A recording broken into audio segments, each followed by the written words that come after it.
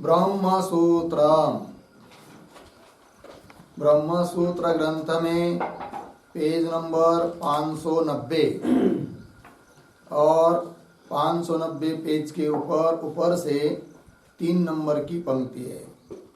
बीच में आया है तन्न कस्मात् उत्पत्ति मात्र निमित्तत्वात् इत्यादि। ठीक है, तो बात यह चल रही है कि द्वितीय अध्याय द्वितीय पाद और द्वितीय अध्याय के द्वितीय पाद का यह 4 नंबर का अधिकरण है और इस अधिकरण का नाम है समुदायाधिकरणम। और इस अधिकरण का विचार विषय है बौद्ध का जो बाह्य अस्तित्ववाद है, जगत बाह्य जगत को मानते हैं ये सब, और उनका कारण समुदाय को मानते हैं, किसी चेतन को कारण नहीं मानते हैं। अतः उनका अर्थात बौद्धों का कहना ठीक नहीं है। उसका निराकरण करने के लिए ही इस अधिकरण की प्रवृत्ति हुई है। जबकि बताया था सिद्धांतियों ने पूर्व पक्षी को कि समुदाय बन ही नहीं सकता है। फिर उसके बाद पूर्व पक्षी कहता है कि अविद्या, संस्कार, विज्ञान, नाम, रूप आदि बहुत सारे हमारे यहाँ तत्व है 18, तो वो एक दूसरे के प्रति कारण होते हैं और वे जगत के रहने बिना, संघात के बिना प्रवृत्त नहीं हो सकते हैं।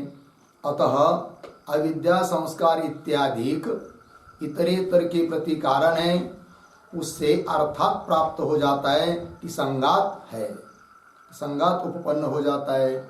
ऐसा पूर्व पक्ष ने इस 19 सूत्र के पूर्वार्ध में कहा।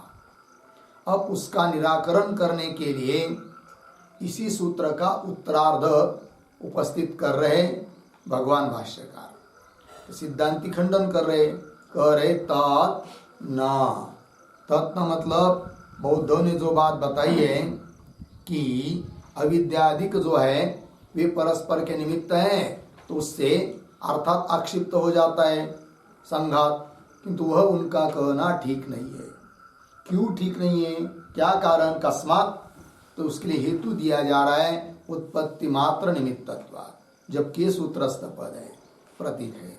अब उसी का विस्तार आगे कर रहे। तो ये जो पंक्ति चालू हुई तन्न इत्यादि, उसके ऊपर के सिद्धांति अर्थात सिद्धांत मत चालू हुआ। देखो फिर तन्न कस्मात् उत्पत्ति मात्र निमित्तत्वात्, आगे अर्थात अविद्या, संस्कार वगैरह ये सब एक दूसरे के प्रति उत्पन्न होने के लिए निमित्त कारण है, इससे संघात की सिद्धि नहीं हो सकती। ये बात आगे पंक्ति भवेद उपपन्नः संघातः यदि संघातस्य किंचित निमित्तम अवगम्येत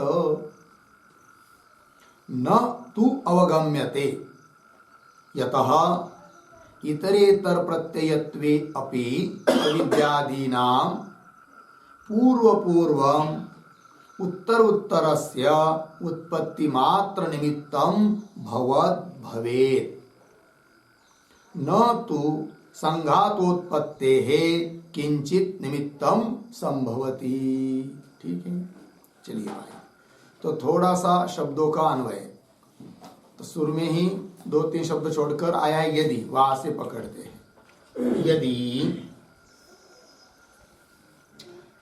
आगे सरल ही संघातस्य किंचित निमित्तम अवगम्येत। अब पीछे आइए, तो संघातः और पीछे उपपन्नः और पीछे भवेत्,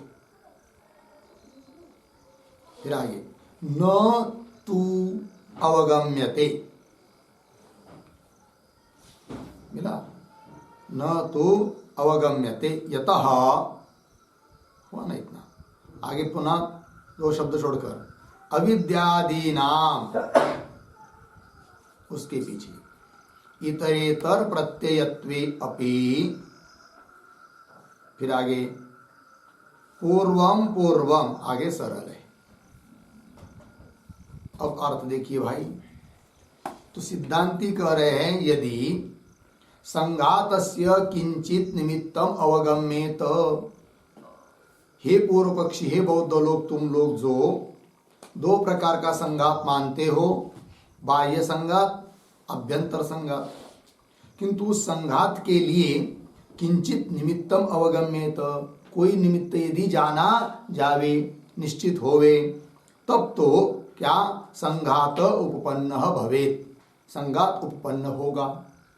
और बाह्य संघात के लिए उन्होंने परमाणु को कारण माना है, किंतु वो हो नहीं सकता, इसका निराकरण पीछे के सूत्र में ही कर दिया है। और दूसरा कोई चेतन को मानते नहीं है निमित्त संघात को निर्माण करने के लिए। वही कह रहे कि यदि संघातस्य किंचित निमित्तम अवगम्येत, संघात होने के लिए संघात का निर्माता निमित्त कोई यदि जाना जावे, कोई निश्चित होवे, तब तो संघात उपपन्न भवे, संघात की उत्पत्ति हो जाएगी। किंतु न तो अवगम्यते, न तो अवगम्यते मतलब हाँ, किंचित निमित्तम न अवगम्यते, संघात के लिए कोई निमित्त तो दिखाई नहीं दे रहा है, जाना नहीं जा रहा है। बोलेंगे कैसे नहीं जाना जा रहा है? अविद्या संस्कार इत्यादि को मान लेंगे, तब करे नहीं। यतः, यतः का मतलब क्योंकि, यतो ही क्या जी, अविद्यादीनाम इतरेतर प्रत्ययत्वे अपि, अविद्यादि, आदि शब्द से संस्कार, विज्ञान, वो 18 तत्व बताया ना उन्होंने। तो अविद्यादि नाम, अविद्या, संस्कार, विज्ञान, नाम, रूप, षडायतन, स्पर्श इत्यादि। तो कह रहे अविद्यादि नाम इतरेतर प्रत्ययत्वेपि, प्रत्यय शब्द का अर्थ कारण कर चुके हैं। तो इतरेतर प्रत्ययत्वेपि मतलब इतर इतर के प्रति कारण होने पर भी वो क्या होंगे? तो पूर्वम पूर्वम उत्तरस्य उत्तरस्य उत्पत्ति मात्र निमित्तम भवत भवेत। पूर्वम पूर्वम पीछे पीछे का, आगे आगे वाले के लिए, अविद्यादिक जो है ना 18, तो अविद्या कारण है संस्कार के लिए, संस्कार कारण विज्ञान के लिए, विज्ञान कारण है नाम के लिए, उस प्रकार से। तो पूर्वम पूर्वम पीछे पीछे के, उत्तर उत्तर से आगे आगे वालों के लिए, आगे आगे की उत्पत्ति के लिए, उत्तर उत्तर से उत्पत्ति मात्र निमित्तम, केवल उत्पत्ति के लिए वो क्या है? एक दूसरे के निमित्त है।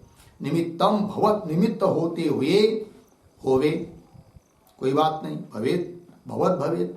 न तो संघात उत्पत्ति किंचित निमित्तम संभवती, किंतु संघात की उत्पत्ति के लिए कोई भी निमित्त संभव नहीं है। अविद्यादिक से संघात की उत्पत्ति नहीं हो सकती, क्योंकि संघात का आश्रय लेकर अविद्यादिक की प्रवृत्ति हो रही है। तब आश्रित जो अविद्यादिक है वह, वे सब अपने आश्रय संघात को कैसा उत्पन्न कर पाएंगे?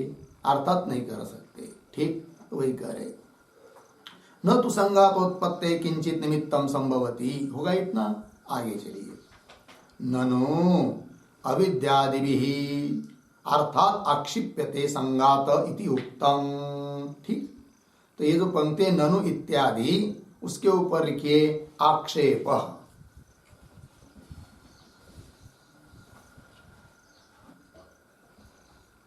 पूर्व पक्षी बोल रहा है, क्या बोलता है? देखो भाई, ननु अविद्यादि भी, अविद्या संस्कार इत्यादियों के द्वारा अर्थात आक्षिप्यते, कह संघात, अर्थात आक्षिप्त हो जाता है, अर्थात प्राप्त हो जाता है कौन? संघात। तो अविद्यादि भी, अविद्यादियों के द्वारा अर्थात आक्षिप्यते संघात इति उत्तम, ये बात हमने पहले कह दी है, क्योंकि अविद्यादिक संघात के बिना रह ही नहीं सकते। अविद्यादिक है, इसका मतलब जरूर संघात है, अर्थात प्राप्त हो जाती है कुछ चीज, है कि नहीं? हाँ, तो समझ लेते हम लोग, जैसे रास्ते के किनारे और खेतों में भी घास उग गया, तो समझना पड़ता है क्या कि जरूर 8-10 दिन पहले क्या हुई? वर्षा हुई। यद्यपि वर्षा दिखी नहीं है, हम तो घूमने गए नया प्रदेश में, वर्षा तो हो चुकी है 8-10 दिन पहले, देखने को तो नहीं मिली अभी हम लोगों को, किंतु वहां जो उगा हुआ घास वगैरह है उससे अर्थात प्राप्त हो जाता है क्या कि जरूर वर्षा हुई होगी, तभी तो घास आया, गवत, घास, तिनका उग गया। उसी प्रकार क्या यदि अविद्यादिक जो है वो यदि है तो जरूर उससे आक्षिप्त अर्थात प्राप्त हो जाता है। कौन? संगात। और ये बात हमने तो कह दी है पहले। ये बोल रहा है कौन? पूर्व पक्षी। ननु अविद्यादि भी अर्थात आक्षिप्यते संगात इति उक्तम। उत्तर दे रहे उसका, अत्र उच्यते। ठीक है, तो अत्र उच्यते इसके ऊपर लिखिए समाधानम।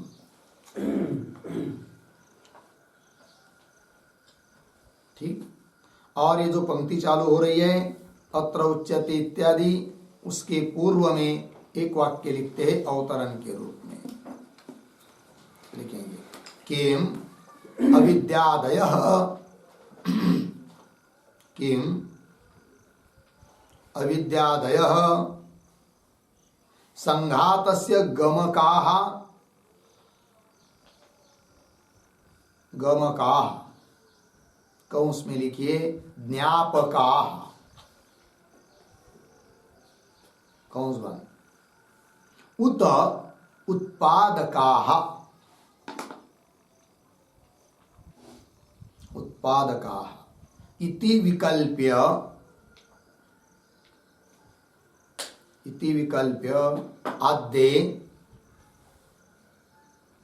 अद्ये संघातस्य उत्पादकम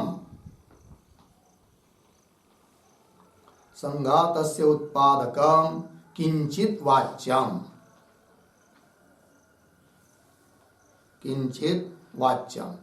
अर्धविराम तन्नास्ति इति आह, तन्नास्ति इति आह अत्र इति। ठीक है, देखो भाई अर्थ।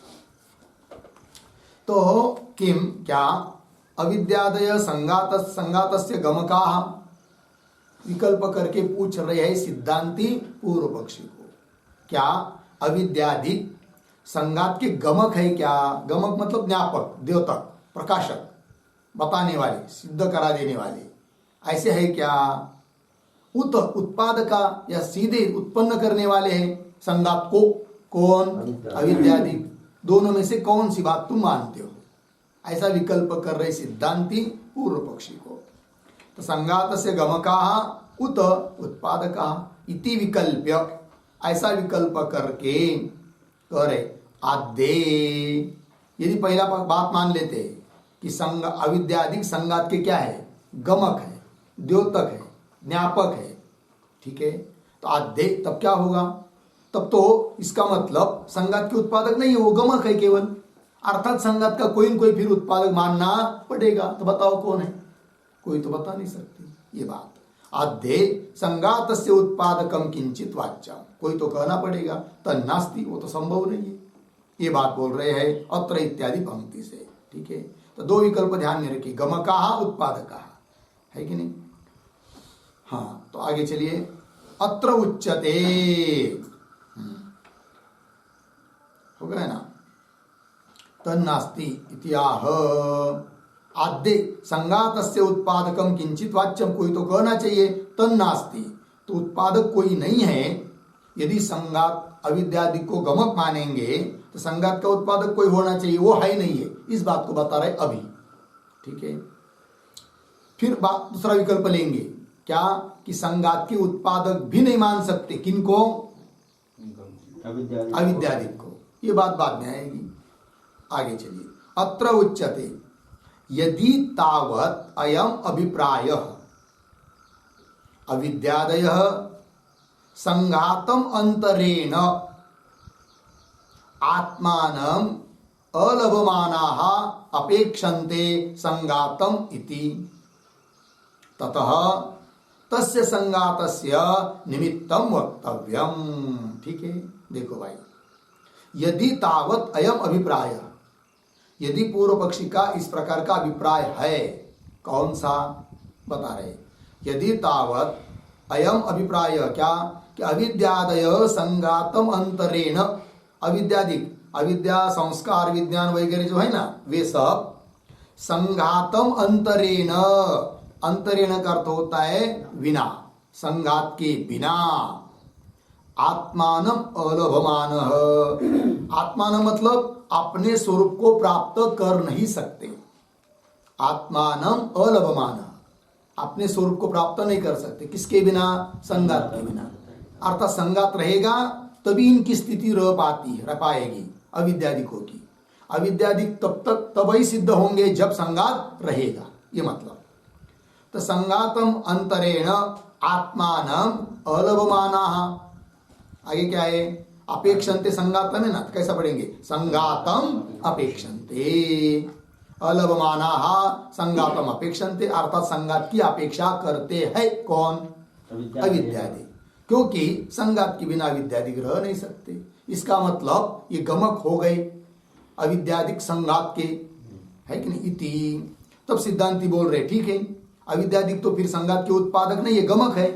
गमक है मतलब ज्ञापक है, अर्थात संगात का फिर कोई तो उत्पादक मानना पड़ेगा। तो फिर बताओ कौन है? तो वही कह रहे ततः तस्य संगातस्य निमित्तम वक्तव्यम। ततः यदि इस प्रकार की बात है तो उस संगात का निमित्त, उत्पादक, उत्पन्न करने वाला कोई तो होना चाहिए। तस्य संगातस्य निमित्तम वक्तव्यम, कहना चाहिए। और वो कह नहीं सकते तुम लोग, बौद्ध लोग। क्यों नहीं कह सकते? आगे दे रहे हैं। तच्च नित्येषु अपि अणुषु अभ्युपगम्यमानेषु आश्रयाश्रयी भूतेषु च भोक्तृषु सत्सु न संभवति इति उक्तम वैशेषिक परीक्षायाम। ठीक है, अब सिद्धांती उसको बता रहे कि कोई उत्पादक हो नहीं सकता। किसका? संगात का। एक कैमुत्तिक न्याय से बता रहे कि जबकि हे बौद्ध, तुम्हारे अपेक्षा जो न्याय वैशेषिक लोग हैं उन्होंने तो बहुत चीज ऐसी मानी है कि जिससे संगात उत्पन्न हो पाए, किंतु वो भी संगात का उत्पादक कोई सिद्ध नहीं कर पाए।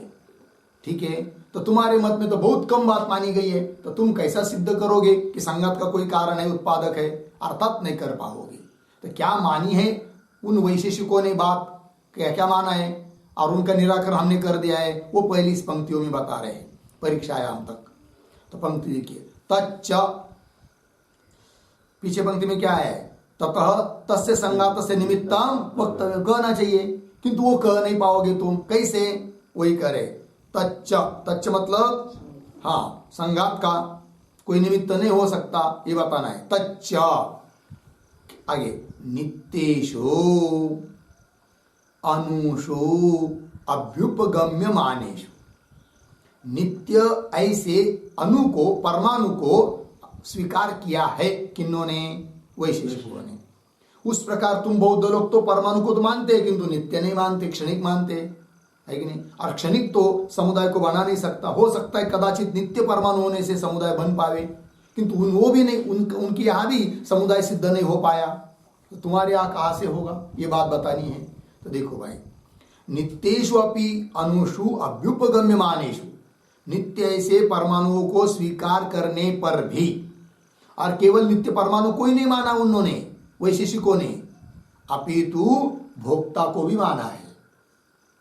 वही कह रहे, आश्रय आश्रयी भूतेषु च भोक्तृषु सत्सु। भोक्तृषु इसका विशेषण है आश्रय आश्रयी भूतेषु। आश्रय आश्रयी स्वरूप ऐसा जो भोक्ता, वो भी उन्होंने माना है और उसको नित्य माना है।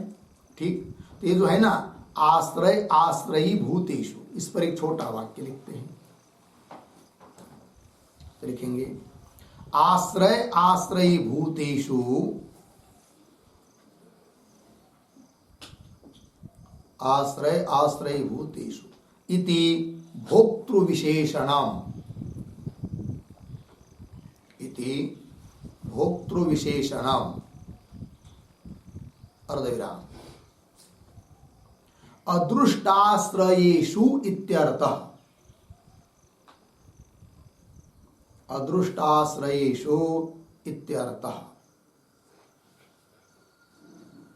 ठीक है, देखो भाई, तो भाष्य पंक्ति में भोक्तृषु पद आए, उसका विशेषण है वो कौन? आश्रय आश्रय भूतेषु यह पद भोक्ता का विशेषण है। तो बोलेंगे भोक्ता जो माना है वैशेषिकों ने आत्मा, तो उसमें आश्रय आश्रय भाव माना है मतलब क्या? तो उन वैशेषिकों ने बताया था क्या कि अदृष्ट है आश्रय, अदृष्ट उसका आश्रय है कौन? भोक्ता। तो आश्रित हुआ कौन? अदृष्ट। और अदृष्ट वाला हुआ कौन? आत्मा। तो आश्रय आश्रय भाव हुआ फिर, और वो आत्मा ही भोक्ता है। तो भोक्ता जो आत्मा वो कैसा हुआ? आश्रय आश्रय भाव वाला हुआ। उस भोक्ता रूप आत्मा में आश्रय कौन है? उस भोक्ता रूप आत्मा में आश्रित कौन है? आश्रय तो हुआ आत्मा, आश्रित कौन है? अदृष्ट। जबकि उन्होंने कहा था वैशेषिकों ने कि अदृष्ट से युक्त है, वाला है आत्मा, और उस आत्मा का परमाणुओं के साथ संयोग है, अतः उस परमाणु में क्रिया हो जाएगी, और क्रिया होगी तो द्वनुक बनेगा, त्रसरेणु बनेगा, ऐसा बोले थे वैशेषिक लोग। तो वही कर रहे फिर। तो आश्रय आश्रय भूतेषु भोक्तृषु सत्सु, ऐसा भोक्ता होने पर भी न संभवती इति उक्तम। लग गया जी? इति उक्तम ऐसा हमने कह दिया है, कहा वैशेषिक परीक्षाया, ठीक है। किंतु न संभवती, न संभवती का कर्ता कौन है?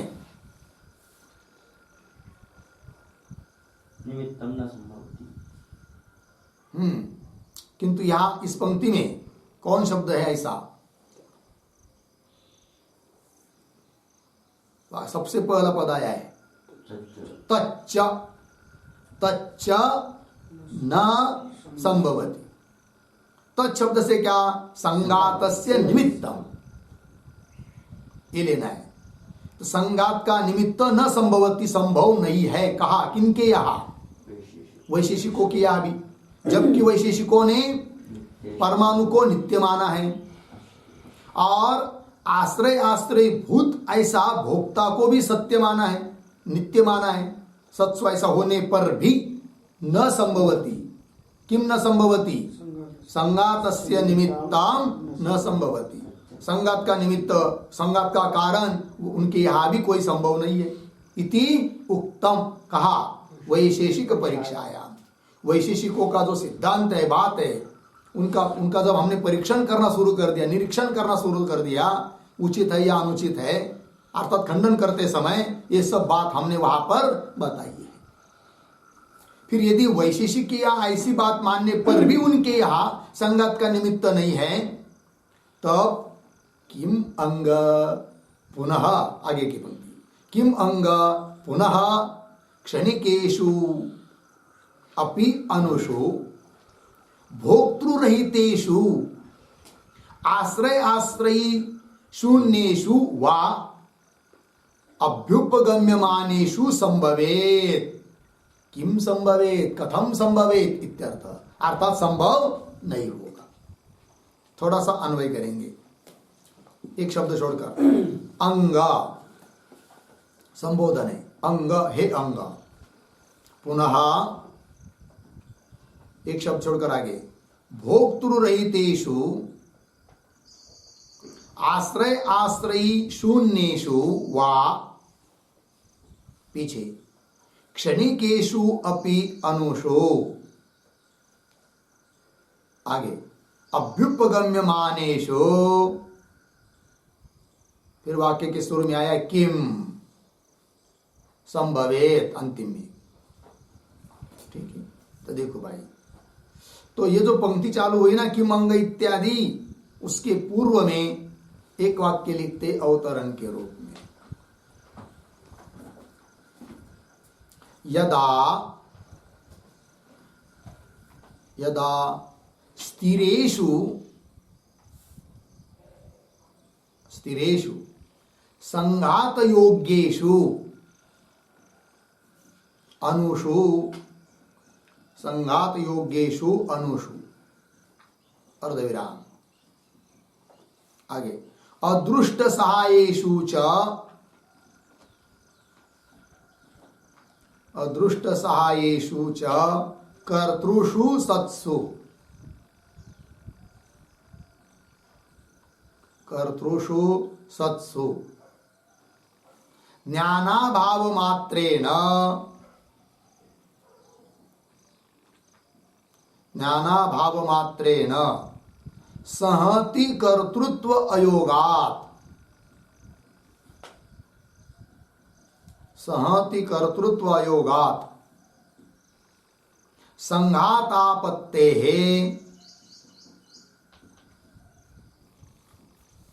संघातापत्ते बराबर संघात प्राप्तेः, संघात प्राप्तेः निमित्तं नास्ति, निमित्तं नास्ति इति उक्तम्, इति उक्तम् अर्धविराम। तदा, तदा क्षणिक पक्षे, क्षणिक पक्षे तन्नास्ति, तन्नास्ति इति किमु वक्तव्यम्, इति किमु वक्तव्यम् इति आह किम इति आह किम इति। ठीक, अर्थ देखो भाई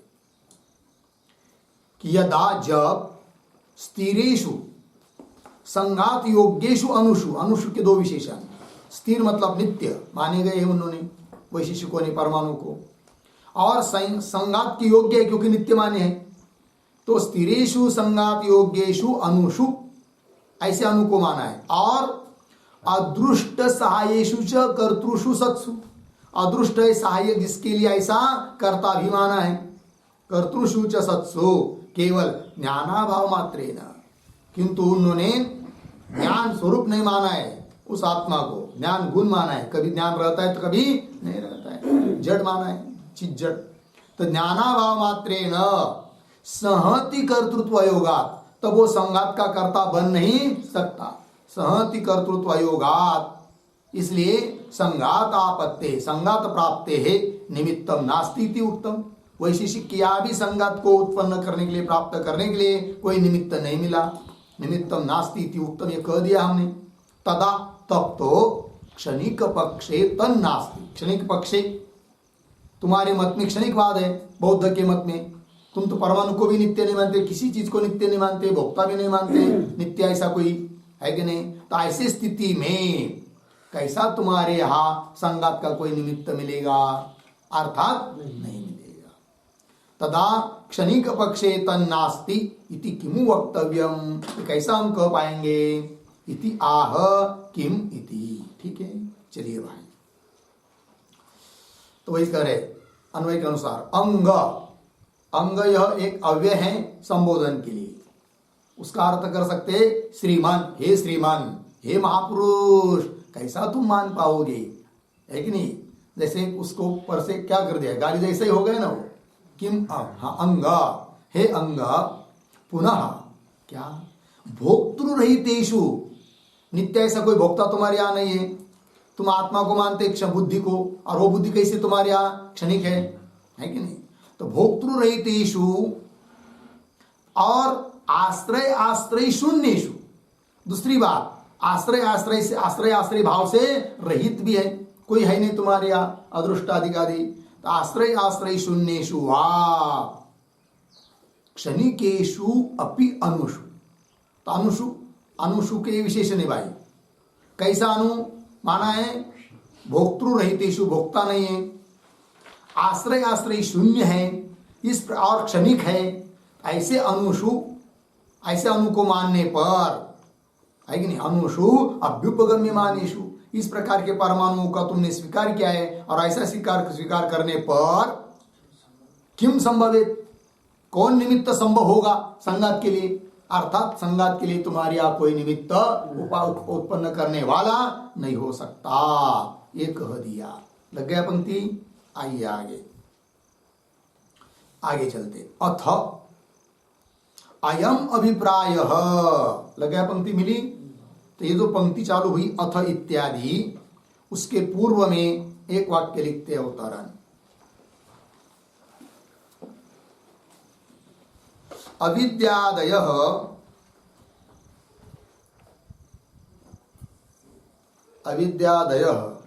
संघातस्य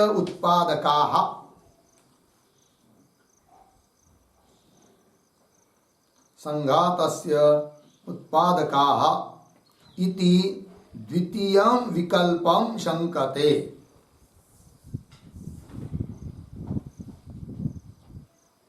इति द्वितीयं विकल्पं शंकते अथ इति।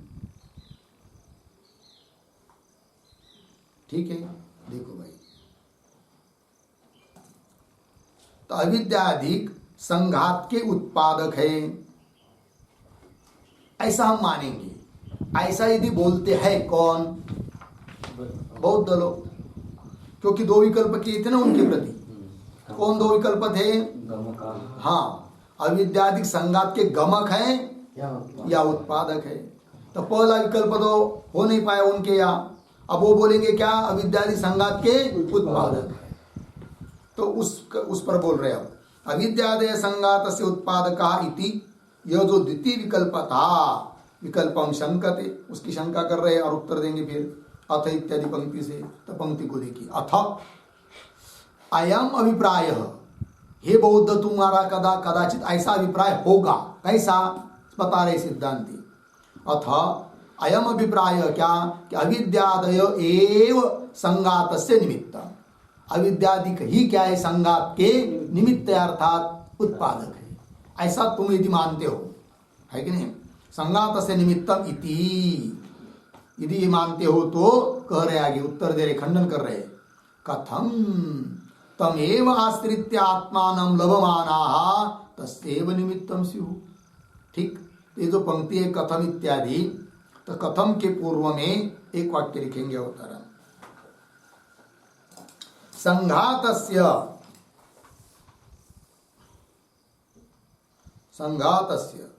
अविद्यादीनां च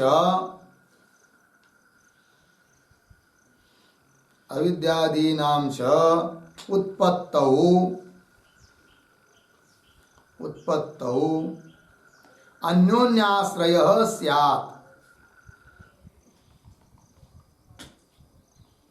अन्योन्याश्रयः स्यात् इति दूषयति।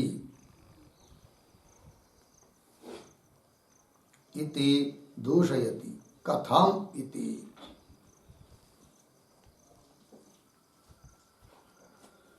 कथम, ठीक है जी। चलिए भाई, तो संघातस्य अविद्यादीनां च उत्पत्तौ, अविद्यादिक ये संघात के उत्पन्न करने वाले हैं, ऐसा यदि मानोगे तो अन्योन्याश्रय स्यात्, अन्योन्याश्रय दोष आएगा। इस प्रकार से दोष दे रहे सिद्धांति उस पूर्व पक्षी के प्रति कथम इत्यादि पंक्ति से। तो पंक्ति को देखिए, कथम तम एव आश्रित्य, तम एव संघातम एव, संघात के आश्रय से मानते हो तुम अविद्यादिक को। अब अविद्यादिक रह रहे किसके आश्रय से? संघात के आश्रय से। ऐसी स्थिति में वो अविद्यादिक संघात को अपने आश्रय को कैसा उत्पन्न कर पाएंगे?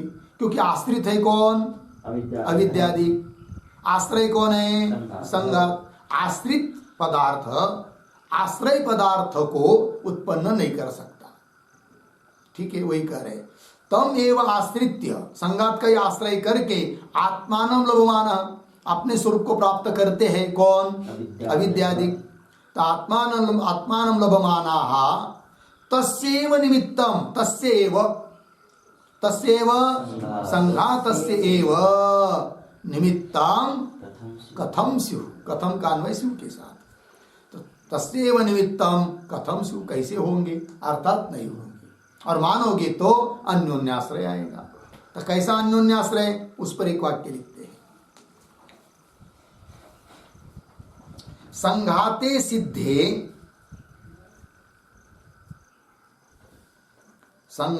सिद्धे अविद्यादयः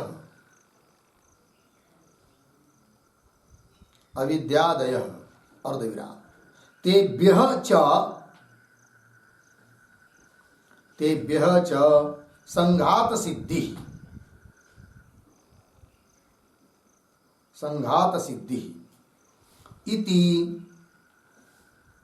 इति अन्योन्याश्रयः इत्यर्थः। इति अन्योन्याश्रयः इत्यर्थः। ठीक, देखो भाई,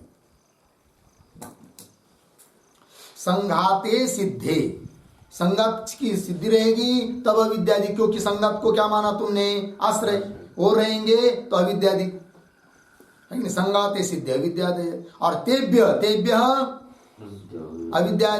अविद्यादिभ्य अविद्यादियों से संघात की सिद्धि को, क्या अविद्या को, अविद्यादि को तुम कारण मान रहे संघात के प्रति, है कि नहीं? तो संघात रहेगा तो अविद्यादि, और अविद्यादि होंगे तो उसकी उत्पत्ति, ये कैसा फिर अन्योन्याश्रय हो जाएगा। ये बात, तेभ्य च संघात सिद्धि इति अन्योन्याश्रयः इत्यर्थ हो गया। आइए मूल में, स्युः के बाद आगे अथ मन्यसे, अर्थात अविद्यादि को भी उत्पादक नहीं मान सकते किसका?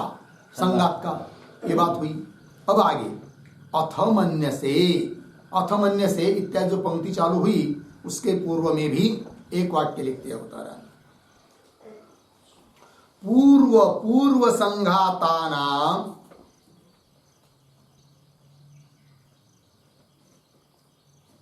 पूर्व संघातानां उत्तरोत्तर संघात हेतुत्वात्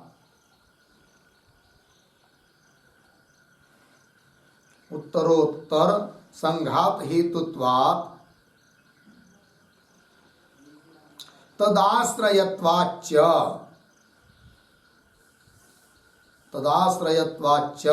अविद्यादीनां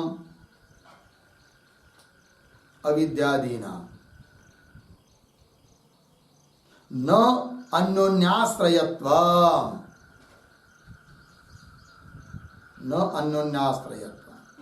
पूर्ण विराम न च सहंतृचेतनापेक्षा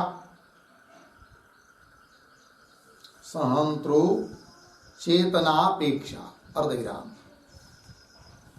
स्वभावतः भावानां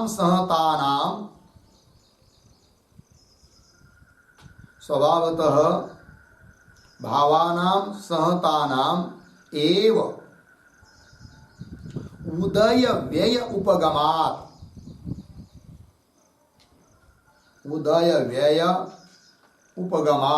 इति आह अथ इति। ठीक है, देखो भैया,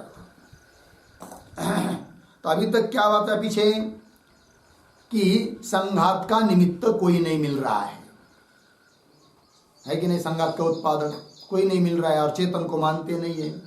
तब इस पर वो बोलते हैं बौद्ध, क्या बोल रहे हैं? जो टिप्पणी में आपको लिख के दिया अवतरण में, तो वो अब कहेंगे क्या? वही भाव फिर बताएंगे आगे मूल पंक्ति से। तो अवतरण में देखिए, पूर्व संघाताना, वो कह रहे कौन? पूर्व पक्षी बौद्ध, कि पीछे का संघात उत्तर के संघात के लिए कारण मान लेंगे। और ऐसा जो प्रवाह रूप से चलता आ रहा है कौन? संघात, उसके आश्रित रहते कौन? अविद्यादि। वो अविद्यादि एक दूसरे के प्रति निमित्त है, तो अन्योन्याश्रय भी जरूरत नहीं। और संघात का उत्पादक कौन?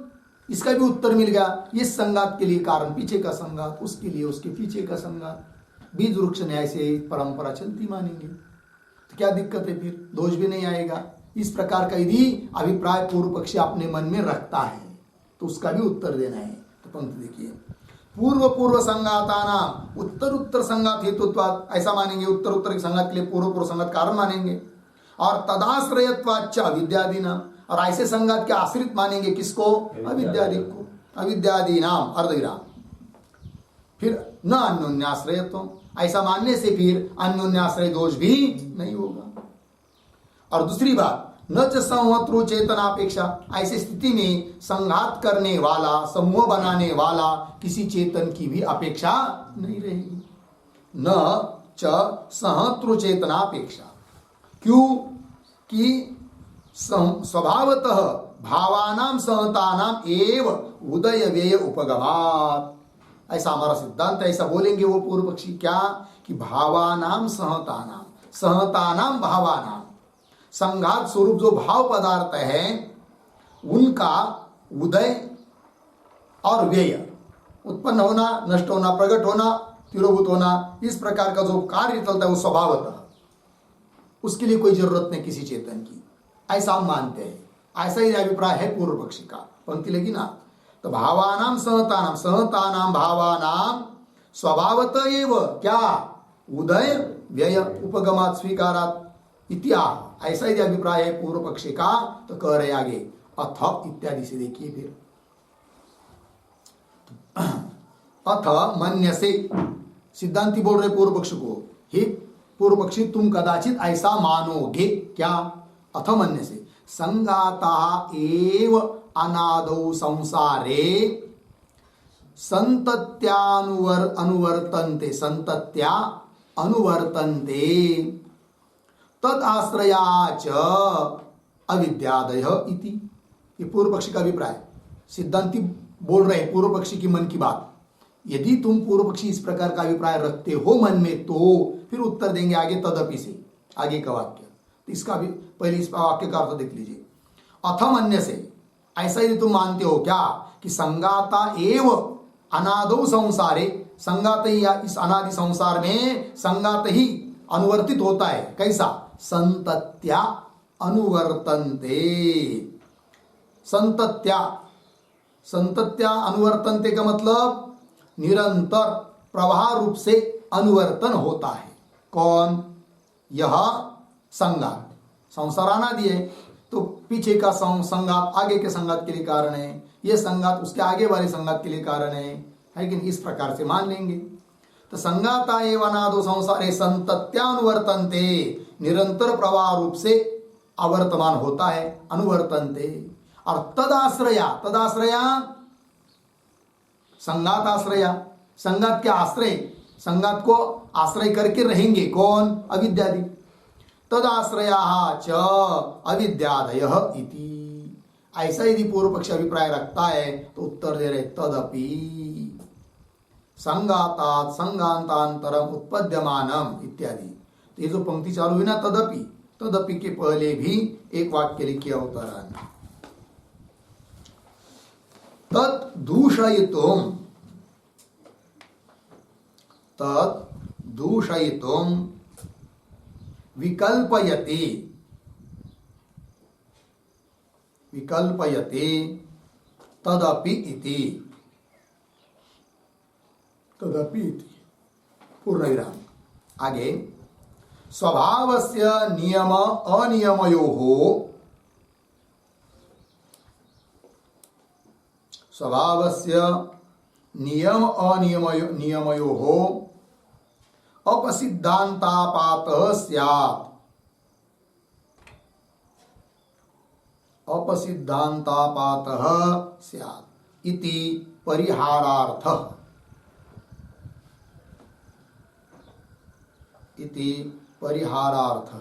ठीक, देखो भाई, तो तद्दूषयितुम, वो पूर्व पक्षी का अभिप्राय सिद्धांत दूषित करने के लिए, खंडन करने के लिए पहले विकल्प कर रहे हैं सिद्धांति, तदपि इत्यादि पंक्ति से। फिर उत्तर देने का जो अभिप्राय रहेगा सिद्धांतियों का, वो क्या रहेगा कि स्वभाव वो नियत है या अनियत है, नियम से है या अनियम से है, दोनों में से कोई भी मानोगे तो तुम्हारे मत में क्या होगा, अब सिद्धांत होगा। ये बताएंगे सिद्धांति पूर्व पक्षी को।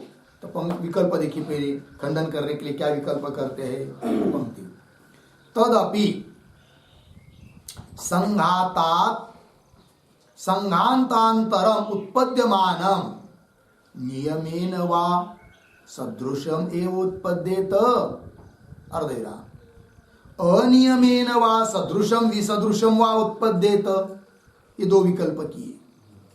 ठीक है, तो तदपि मतलब पीछे की पंक्ति में जो माना है पूर्व पक्ष ने कि संगत का अनादि संसार प्रवाह में संतत्यानुवर्तनते, प्रवाह रूप से चल रहा है कौन, संगत, तो पूछ रहे तदपि वह तुम्हारा कहना भी, प्रवाह रूप से संगात चल रही है, कहना भी कैसा, संगाता संगांतांतरम उत्पद्यमान, एक संगात से दूसरा संगात यदि उत्पन्न होता हुआ नियमेन, नियम से सदृशम उत्पद्येत, पीछे के संगात की तरह ही दूसरा संगात उसकी सदृश है, उसके आगे वाला संगात, इस प्रकार नियम से उत्पन्न होता है क्या, पहला विकल्प, ठीक है ना, नियमेन वा सदृशम एव उत्पद्येत, क्यों दूसरा विकल्प क्या, अनियमेन, कोई नियम नहीं है कि उसके सदृश ही वो हो सकता है कभी सदृश उत्पन्न होगा, हो सकता है कभी विसदृश उत्पन्न होगा, पीछे के संगात से आगे का संगात, ये दो विकल्प किए,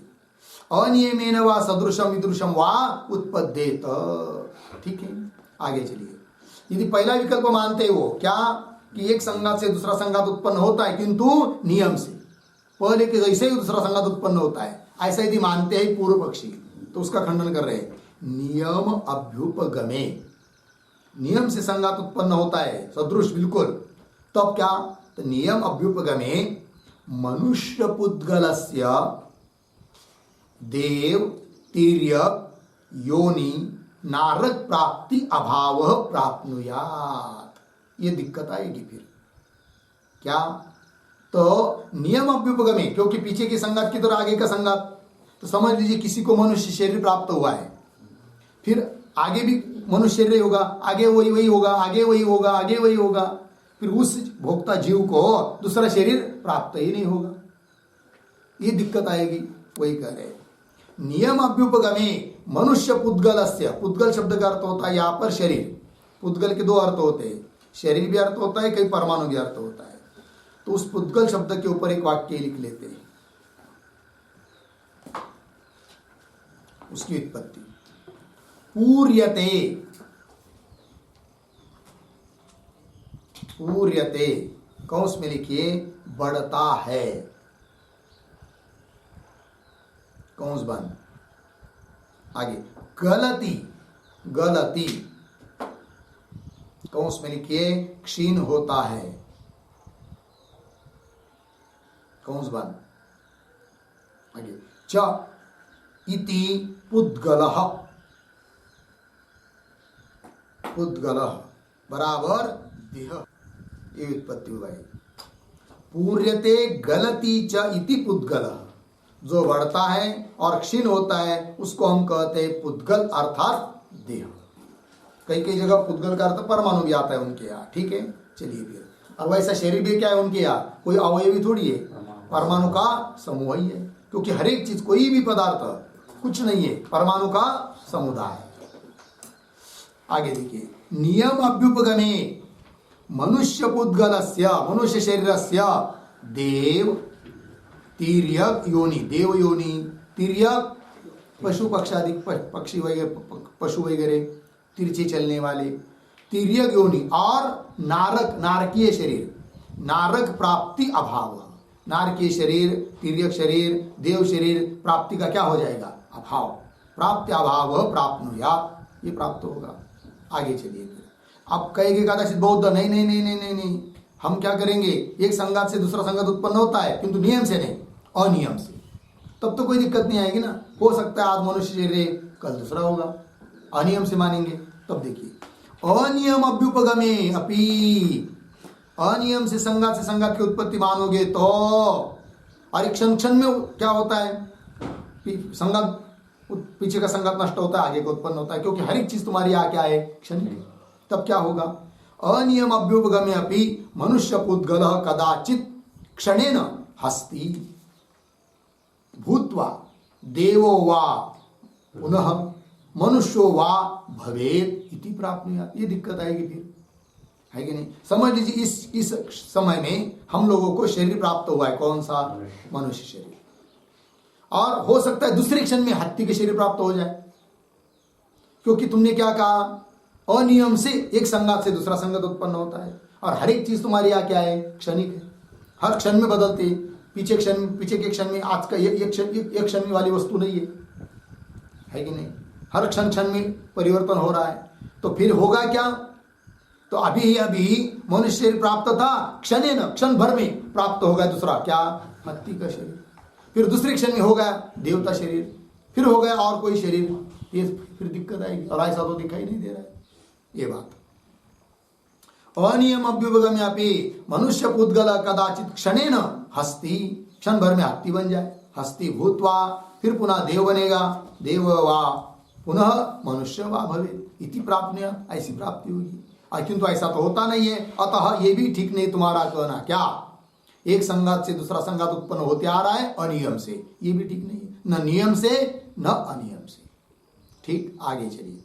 उभयम अपि अभ्युपगम विरुद्धम, उभयम अपि, दोनों में से उन्होंने कोई भी माना तो भी उनके सिद्धांत के साथ क्या हुआ, विरोध, विरोध ही आ रहा है। उभयम अपि मतलब नियम से अनियम से, ठीक है ना। उभयम अपि अभ्युपगम विरुद्धम, अब उनको ही अपने सिद्धांत के साथ विरुद्ध बात हो रही है। ठीक, आगे चलिए और खंडन। अपीच, ये जो पंक्ति चालू हुई अपीच, उस अपी के पूर्व में एक वाक्य लिखते हैं, किंच, किंच अर्धविराम, भोक्तु क्षणिकत्व पक्षे, भोक्तो क्षणिकत्व पक्षे भोगापवर्ग व्यवहार अपि,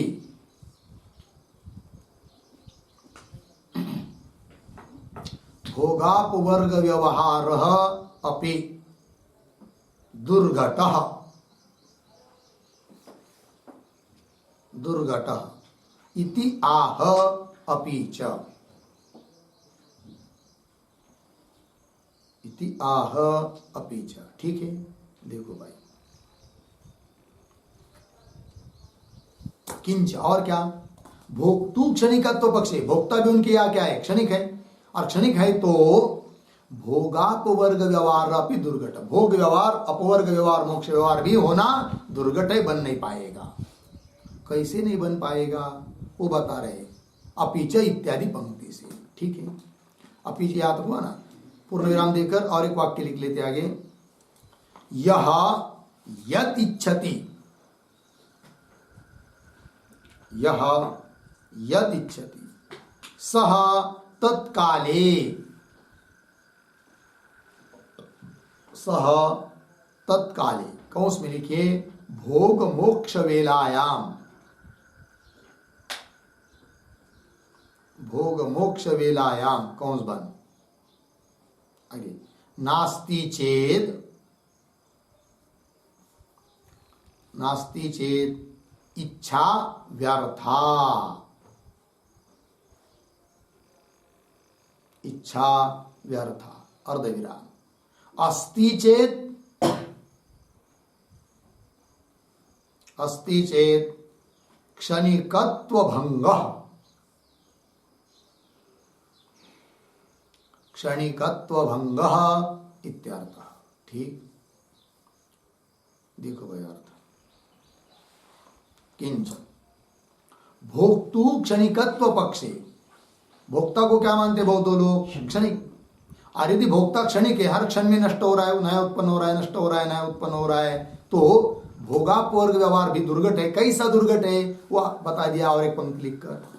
नियम क्या है, यह यदि इच्छति, जो जिस चीज की इच्छा कर रहा है, इच्छा तो कर रहा है अब, किंतु इच्छित वस्तु तुरंत ही प्राप्त हो, ऐसा कोई नियम है क्या, नहीं।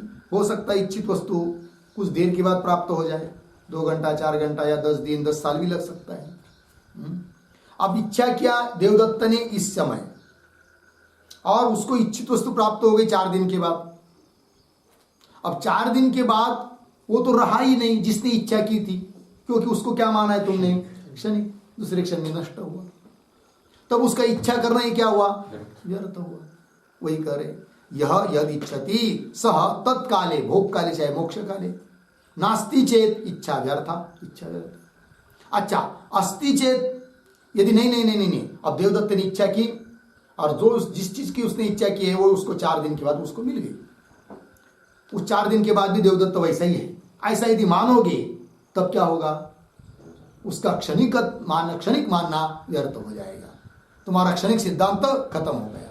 ये बात अस्ति चेत क्षणिकत्व भंग इत्यर्थ। लग गया पंक्ति। आइए फिर ये बात आ रही आगे, अपिच भाष्य में, अपिच यद भोगार्थ संगात स्यात्, जिस भोग के लिए क्या है, यद भोगार्थ मतलब जिसके भोग के लिए मानते हो तुम क्या, संगात, यद भोगार्थ संगात स्यात् स नास्ति स्थिर भोक्ता इति तव अभ्युपगम, है कि नहीं। ये जो पंक्ति ना, सह से आगे अभ्युपगम तक थोड़ा अन्वय, सहा 2-3 शब्द छोड़कर, भोक्ता पीछे, स्थिर और पीछे नास्ति, आगे इति तव अभ्युपगम, ठीक है ना जी। देखो भाई यार, अपिच यद भोगार्थ संगात, जिसके भोग के लिए संगात को मानते हो, सह भोक्ता, ऐसा भोक्ता स्थिर नास्ति, कोई स्थिर भोक्ता तुम मानते नहीं हो, स्थिर नास्ति, इति तव अभ्युपगम, कोई भोक्ता भी स्थिर नहीं है। इसका मतलब फिर जिस भोक्ता के लिए क्या संघात तुम मानते हो, वो भोक्ता तुम्हारी यहाँ क्या नहीं है, स्थिर नहीं है। इसका मतलब होगा कि उस भोक्ता के लिए वो संघात है ही नहीं, क्योंकि स्थिर नहीं है ना, तुरंत दूसरे क्षण में नष्ट हो रहा है, तो उस भोक्ता के लिए कहाँ संघात सिद्ध होगा फिर, ठीक। फिर क्या होगा आगे, ततश्च भोग भोगार्थ एव, क्या मानना पड़ेगा तुमको, भोग है किसके लिए, भोग के लिए, भोक्ता के लिए नहीं, ऐसा मानना पड़ेगा, है कि नहीं। तो भोग भोगार्थ एव, सह सह भोग न अन्येन प्रार्थनीय, सह भोग अन्येन न प्रार्थनीय, अन्य के द्वारा, किसी व्यक्ति के द्वारा प्रार्थना करने योग्य भी नहीं रहेगा, क्योंकि वो भोक्ता के लिए भोग है ही नहीं, भोग के लिए भोग है, भोक्ता तो क्षणिक है, ये बात। सह अन्येन न प्रार्थनीय, उसी प्रकार तथा मोक्ष मोक्षार्थ, ये मोक्ष भी मानना पड़ेगा किसके लिए, मोक्ष के लिए, न किसी साधक के लिए, क्योंकि वो क्या है, क्षणिक है, ठीक है ना। तो वही देखिए, तथा मोक्ष मोक्षार्थ एव इति, और ऐसा ही है तो मुमुक्षुना न अन्येन भवितव्यम, है कि नहीं। पुनः देखिए, तथा मोक्ष मोक्षार्थ एव इति, इति के बाद कैसा पढ़ेंगे, इति अन्येन पीछे मुमुक्षुना न भवितव्यम, अन्य फिर कोई मुमुक्षु भी रहना उचित नहीं है, मानना की जरूरत नहीं है, क्योंकि मुमुक्षु के लिए है ही नहीं कौन, मोक्ष, मोक्ष के लिए मोक्ष है, तो मुमुक्षु का बाद हो जाएगा, उधर भोक्ता का बाद हो जाएगा, ये सब दिक्कत आएगी, ठीक। और आगे चलिए, अन्येन चेत प्रार्थेत उभयम, अन्वय, चेत उभयम अन्येन प्रार्थेत, चेत मतलब यदि, उभयम दोनों, दोनों उभयम कौन दोनों, भोग और मोक्ष, क्या अन्येन प्रार्थेत, भोक्ता के लिए नहीं है भोग, किंतु वो प्रार्थना कर रहा है, इच्छा कर रहा है, मोक्ष के लिए मोक्ष नहीं है किंतु वो प्रार्थना कर रहा है, ऐसा यदि मानते हैं तो, चेत यदि उभयम अन्येन प्रार्थेत, तब क्या होगा आगे, भोग मोक्ष काल अवस्थायिना तेन भवितव्य, यदि अन्य प्रार्थना कर रहा है तो जरूर फिर भोग काल में और मोक्ष काल में उसका अवस्थान स्थिति माननी पड़ेगी, मतलब क्यों वो प्रार्थना करेगा, ठीक है ना। तो भोग मोक्ष काल अवस्थायिना तेन भवितव्य, भोग काल तक मोक्ष काल तक उस काल में भी उसको रहना चाहिए, यदि अन्य प्रार्थना कर रहा है तो, अवस्थायिना तेन भवितव्यम। कदाचित बौद्ध कहेंगे हाँ मान लेंगे, कोई भोक्ता प्रार्थना कर रहा है भोग की, और जब तक भोग प्राप्त नहीं होता है तब तक वो रहता है, ऐसा मानेंगे, स्थिति मानेंगे उसकी। और कोई मुमुक्षु प्रार्थना कर रहा है किसकी, मोक्ष की, और जब तक मोक्ष प्राप्त नहीं होता तब तक वो रहता है, ऐसा मानेंगे, तब क्या होगा, है कि नहीं। ऐसे यदि मानता है बौद्ध तो उत्तर दे रहे उसको, अवस्थायित्वे क्षणिकत्वाभ्युपगम विरोध, तुम्हारा सिद्धांत खंडित हो जाएगा बौद्ध का। क्या, कब, अवस्थायित्वे, अवस्थायित्व का अर्थ स्थिरत्वे, स्थायित्वे, स्थिर, मोक्ष तक भोग तक उसको मानेंगे भोक्ता को, तब अवस्थायित्वे अर्थात स्थायित्वे, स्थिति मानेंगे तो क्षणिकत्वाभ्युपगम विरोध। तो उनको क्षणिक कहना, उनका क्षणिक कहना यह अभ्युपगम विरुद्ध हो जाएगा, तुम्हारा बात खंडित हो जाएगी। क्षणिकत्वाभ्युपगम विरोध लग गया। आगे चलिए, तस्मात्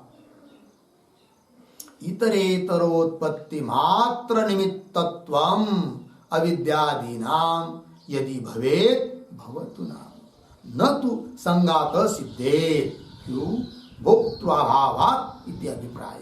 ठीक, आइए, तो ये जो पंक्ति चालू हुई तस्मात्, तो तस्मात् के पूर्व में एक वाक्य लिखते, छोटा अवतरण।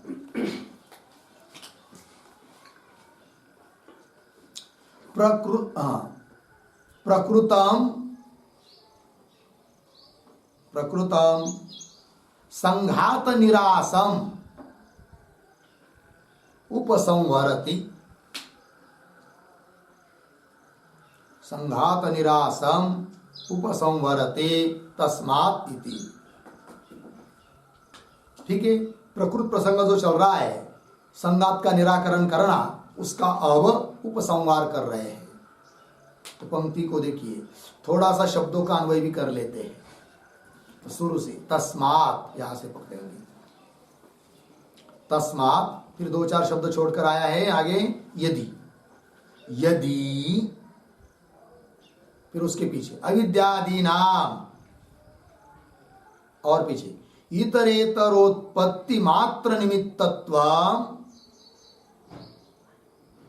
आगे भवेत् भवतु नाम, भवतु नाम, अर्धविराम, फिर आगे दो तीन शब्द छोड़कर भोक्तृ अभावात्, पीछे संगातः, और पीछे तू, और पीछे न, आगे सिद्धेत, फिर अंतिम में इति अभिप्राय। ठीक, देखो भाई, तस्मात् इसलिए यदि अविद्यादीनाम इतरेतर उत्पत्ति मात्र निमित्तत्वम, अविद्यादिक इतर इतर की उत्पत्ति मात्र उत्पन्न करने के लिए यदि निमित्त है तो भवेत् भवतु नाम, होती है तो होने दो। क्या? अविद्यादिक इतर इतर के प्रति उत्पन्न होने के लिए निमित्त है, ऐसा यदि तुम मानते हो तो मानो, है कि नहीं? भवेत् भवतु नाम, किंतु क्या? भोक्तृ अभावात्, भोक्ता कोई न होने से, कोई चेतन स्थिर चेतन न होने से, भोक्तृ अभावात् संगात तो न सिद्धित, संगात की तो सिद्धि हो ही नहीं सकती, इति अभिप्राय। यह अभिप्राय बता दिया सिद्धांतियों ने अपना, अर्थात संगात का खंडन कर दिया, संगात बना ही नहीं सकता, ये बात बता दी। इसके साथ 19 नंबर के सूत्र का भाष्य पूरा हुआ। ठीक, आगे का विचार हम लोग कल करेंगे। ओम पूर्णमदः पूर्णमिदं पूर्णात् पूर्णमुदच्यते पूर्णस्य पूर्णमादाय पूर्णमेवावशिष्यते। ओम शांति शांति शांति।